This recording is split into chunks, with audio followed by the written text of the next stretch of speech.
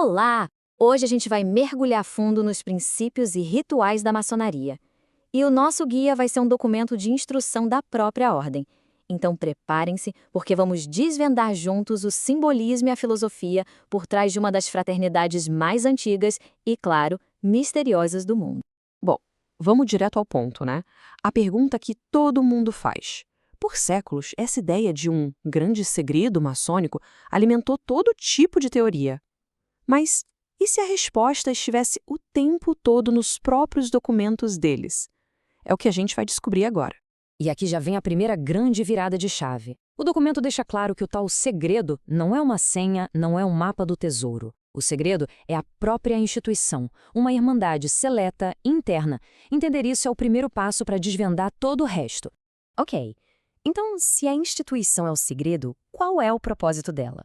Porque, pelo que o documento mostra, não se trata só de reuniões sociais, não. Existe uma base filosófica inteira por trás, quase como um sistema operacional que guia a vida de cada maçom. E olha só que interessante como essa filosofia é toda estruturada. Pensa numa árvore. A base, a semente de tudo, é a doutrina do grande arquiteto do universo. A partir daí, ela cresce seguindo uma regra, a lei natural, e é nutrida por uma causa, verdade, caridade, lei moral. E quais são os frutos? Sabedoria, virtude e progresso. Mas o objetivo final de tudo isso, a colheita, é a felicidade dos povos. Uma visão bem ambiciosa, vamos combinar. Mas como alguém chega até aqui? O que leva uma pessoa a querer fazer parte dessa instituição? A jornada, como a gente vai ver, começa com uma busca que é muito, mas muito íntima e pessoal. Essa é a primeira pergunta, a pergunta fundamental feita a todo candidato que bate à porta do templo. E a resposta não é uma mera formalidade. Ela é o que define toda a jornada que está por vir. E aqui está a resposta, que é profundamente simbólica. Estando nas trevas, desejei ver a luz. Poxa, isso é a essência da busca humana por conhecimento, né? É um desejo de sair da ignorância e encontrar a verdade, de deixar o preconceito para trás e buscar o entendimento. E é esse desejo pela luz que dá o pontapé inicial num caminho de iniciação cheio de rituais e simbolismos. É uma jornada que acontece não só no espaço físico ali do templo, mas principalmente dentro do próprio candidato. O primeiro passo já é muito poderoso. O candidato é vendado. Mas essa venda não é só para impedir a visão.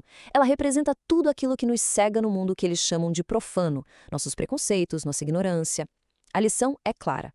Para ver a luz, primeiro é preciso admitir que se está no escuro. E a porta do templo não se abre assim do nada. O candidato precisa bater.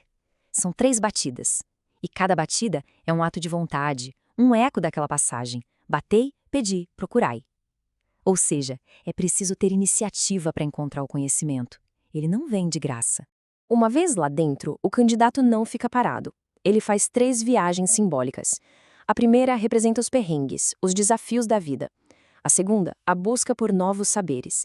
E a terceira viagem representa o maior desafio de todos, fazer com que a razão vença o instinto.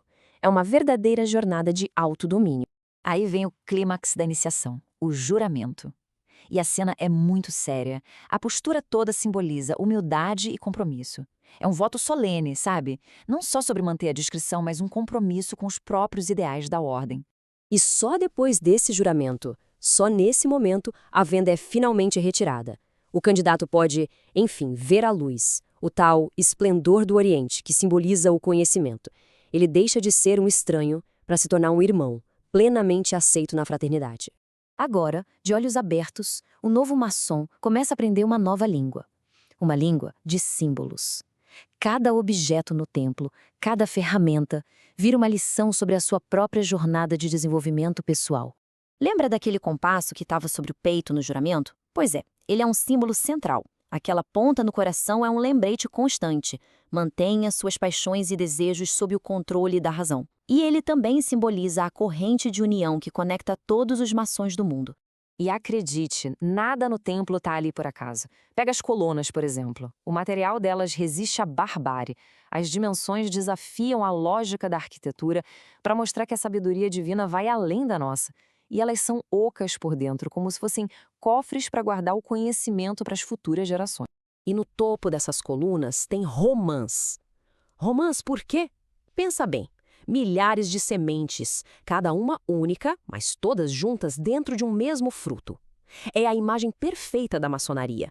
Muitos indivíduos que formam uma única família, todos unidos na busca pela harmonia social.